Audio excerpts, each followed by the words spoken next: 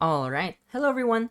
In today's video, I just wanted to go over a particular story that I'm very fond of, which is when I started debate. And I don't know if, all of you guys might have a similar experience to mine, but the reason why I like telling the story a lot, especially when I tell it to some of my students, is that sometimes it's important to have perspective and go back to when we began, some of the reasons that we had when we began, and always hold on to it as we keep on growing throughout our your career, as you change as a person too. So I started in 2013. That's me coming out of grade 7, elementary school in the Philippines, going to Ateneo High School. And the way the debate team worked back then was it was still before K to 12, so there were 4 years that you would be in high school. So there wasn't junior high, there wasn't senior high back then. It was just high school and grade school. And I came out of grade school. It was graduation practice.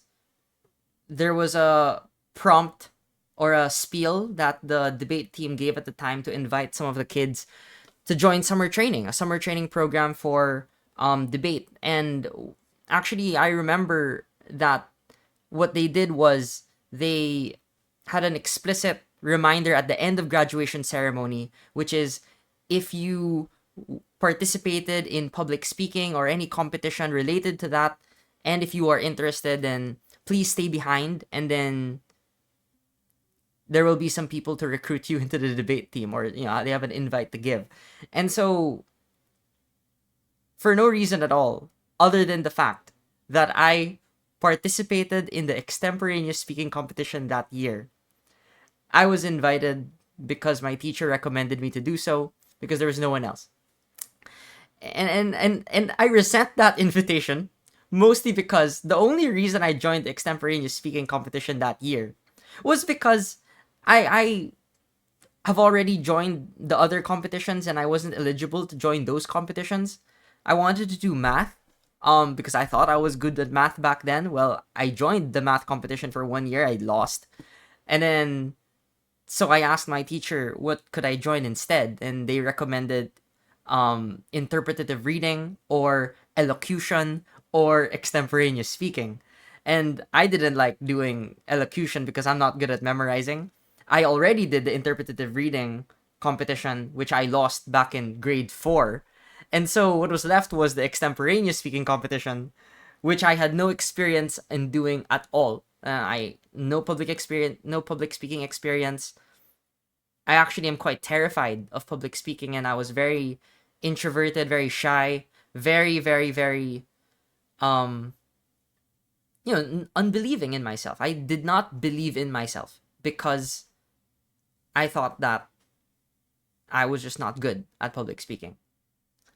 And so it went as you would expect. I go in there, quite confident, practicing as long as I could. Don't know what the topic is because just if you're gonna join an extemporaneous competition, at least you could try being confident. I go in, get the topic, go and do my speech, get a mind block in the middle of my extemporaneous speaking speech, and stutter for like I think in my mind is a substantial amount of time. Like I vividly remember just feeling that I was already breaking down and losing while I was on stage. That the audience is quiet. You already see some people cringing in their seats that they're hoping that it's gonna be over. And then of course, as a little kid, you take that with you. You repeat it over and over again in your head, and you just like you're helpless. And then you go down, sit down, your classmates say, "Oh, good job, you did great," but you don't believe it. And then you start walking back to the classroom. I remember I was alone walking back to the classroom, and I was tearing up while I was walking back because I felt like I bombed it. Like, oh, I did it in front of the entire batch. Terrible speech. I was thinking everyone's gonna remember that. It's the worst experience of my life. All of that stuff. And I remember there was this one teacher who was my religion teacher at the time, and she was the only person I saw walking like back the other direction. I was walking back to my classroom. I was alone because I wanted to be away from other people. And she was the only person who stopped on her tracks, looked me in the eye, and said to me, Luigi, you gave a great speech. I'm quite proud of you. I'm happy that you did that. And at the time, I didn't believe it at all. Hell no, did I not believe that at all. But I think it says something that I remember that particular interaction, because fast forward many months later, when I was invited at that graduation ceremony because I joined the extemporaneous speaking competition and I did not still believe in myself, I still decided to go and I still decided to join, because why the hell not? You know, what could a grade school kid do in the summer anyways, right? You're gonna study math, gonna study whatever. Yeah, might as well just do something different and join debate, right? And you get to go to high school, get to do something that could use up some time, and maybe you get to be prepared for high school. Maybe that might be nice. And the pitch at the time that the captain gave, which attracted the others, but for me it was not really that much. It was like they said, you know, you could join to meet girls and all of that stuff because we were an all boys school, and I was like, yeah, sure, that would be great. That would be great. No worries at all. But in my head, I still was repeating that experience of being completely, shut and completely stuttered and stunted in front of the entire grade school batch. And so I joined the first few sessions. Actually, I was a bit late because I came from Japan and I came back into the Philippines, and then I joined the first session that I was gonna train in. And little do I know who else is there. First place, second place, third place from the same extemporaneous speaking competition. Literally, everyone who did better than me, who did exceptional and practiced very well, and these are people who are theater kids, super confident, absolutely insane in front of, in front of an audience. And they would give speeches that were already 7 minutes, 5 minutes, 4 minutes at the time. And here's me, Prime Minister. This house would negotiate with terrorists. My senior at the time, actually, I think he was pitying me a lot, and he was trying to help work me through the prep time. Literally, the only thing that we could muster up doing was coming up with a proposal, which is that to negotiate with terrorists, you would need to be on neutral ground. That's literally all I remember saying in the speech. And then I said that for 1 minute, and then I go back and sit down. Again, feeling devastated, feeling that, oh no, this is not it. This is not for me. I am not going to do well in this sport. But for some reason, I just kept on going. Little bored kid, nothing to do. Maybe I might do better. It's a little gamble, but let's see. And then I did more rounds. I mean, we were forced to do more rounds because, if you're there for an entire day in the summer and your parents are going to pick you up late at night anyways, you can't just call them and say, I want to go home. No, I had to do more speeches. And so I did more speeches. I did many more speeches. Got a little bit better.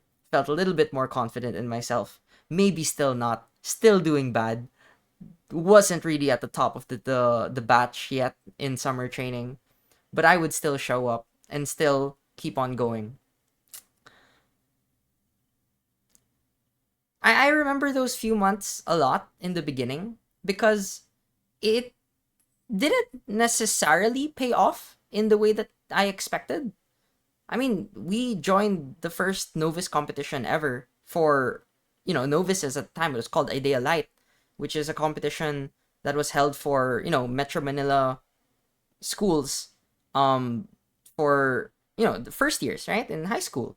And, you'd expect that everyone would always be, always novice in that competition. I eventually joined that competition. I was team C at the time, or team D, and we only mustered enough points just to be right outside of breaking. And this is a competition, by the way, that we were pressured the entire year because, our high school, had like an entire streak of like winning that competition for the past 3 or 4 years or whatever. And again, I was devastated. I was like, no, no, this is not it. Not it for me. I'm not doing good at all. I'm quite bad at this sport. I should just leave. And fast forward to first year high school, second year high school, I was training the most. I trained a whole lot until the evening. And I would find a way to just get to the end of a speech, read a little bit more so that I could use that example again and again. I would write more on my paper to get an entire speech written down so that at least I'd feel a little bit more confident because there's something written down. There would be times where I would just, you know, um, repeat a speech after I was done with it because I wanted to just feel that I could be as good as what I'd imagine I could be. Like when you practice a speech, when before you sleep, and then you think that you could do a little bit better. And then for some reason, I ended up being captain of the team in high school, and this is where it becomes a little bit important. I was given the task to be the one to be in charge of recruiting the next batch of recruits for summer training during their graduation ceremony. And at the time, I'm the captain. I'm the one who's the boss, who's the trains the most. I'm already dedicated. I feel a bit confident in myself. I'm in it. Like I'm supposed to represent the best of the best of the high school team, because if you're not the best, then why are you captain, right? And I went to the graduation ceremony in the graduation practice in grade school. Same place, exact same place where I was doing practice a few years before, like 3 years before, 2 years before. And I was the one to be giving the spiel in front of the entire batch of grade 7 students, the graduating batch. And I remember not really having a prepared spiel in my head. I thought that I could just wing it and just go up there and just, invite people to go and join the team. But I also just wanted to be honest, I just wanted to not do the fake, you can meet girls spiel that everyone else did. I just wanted to go in and, talk about my experience and invite them and tell them what I liked about debate. And so I went up on stage in front of the entire audience, gave my speech, spoke a quite fast, because maybe I was trained or practiced in some sense of debate to speak fast because I'm a debater or whatever. And then I said, if you want to join debate and you want to get a head start in high school, want to learn more about the world, want to be a bit more confident, want to keep on practicing, want to keep on trying, we have a high school summer training program for those that are interested, no matter what experience you have in public speaking. And I was quite explicit about that, right? I didn't necessarily want to invite only the exclusive bunch who did extemporaneous speaking. We opened it up to everyone. It's an open invitation. Whoever wanted to go, you go in. And I guess I have Mom Borja from the Magis English program to thank. But eventually that entire invitation ended up, bringing quite a number of students actually. I'll get to who they were later, but this is right after the speech. Okay, after I'm done with the speech, the grade level coordinator at the time goes up to take the microphone from me and to go and dismiss them after graduation ceremony, and makes an entire mockery of what I just did. Says, "Oh, if you want to join debate, then you want to speak as fast as he did, then you should join debate." And then they laughed. I felt ashamed. I felt a bit disappointed. I was laughing, of course, because what else could you do in that situation?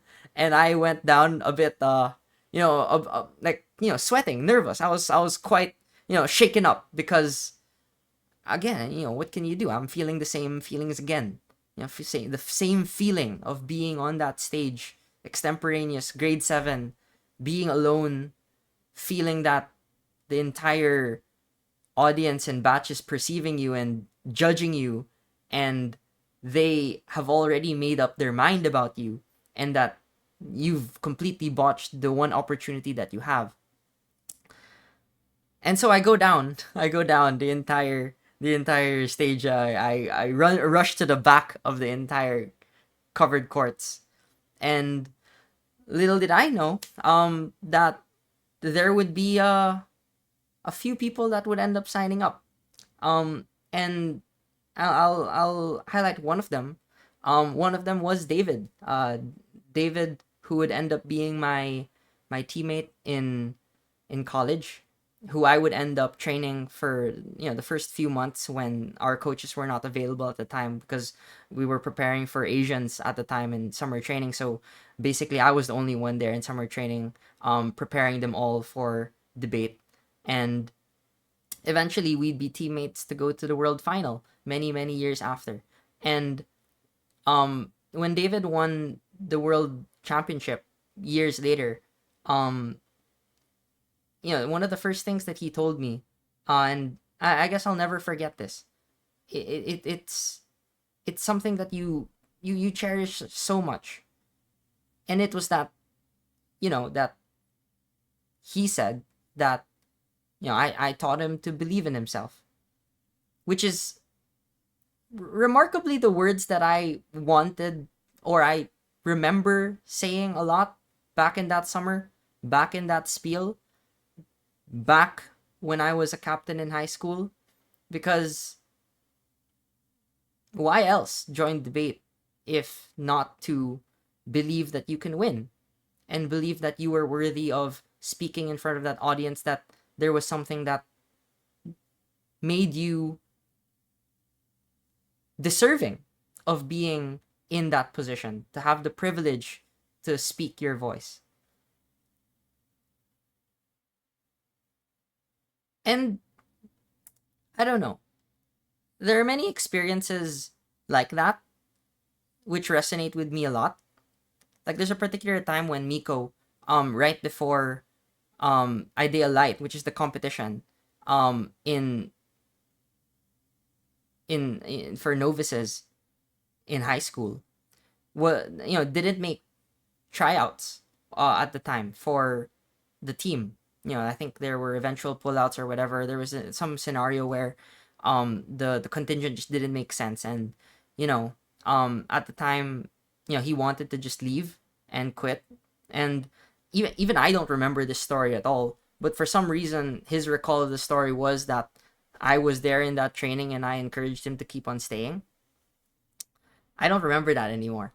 But when I'm a teacher now, and I sometimes go through workshops and deal with a multitude of students who go through their own unique struggles and own unique insecurities, I always go back to that beginning, when I was in grade 7, when I felt I didn't believe in myself and I was looking for someone to believe in me, and when I felt that that was not present among a lot of the coaches, a lot of the people that were there, because of how isolating debate can be as a sport.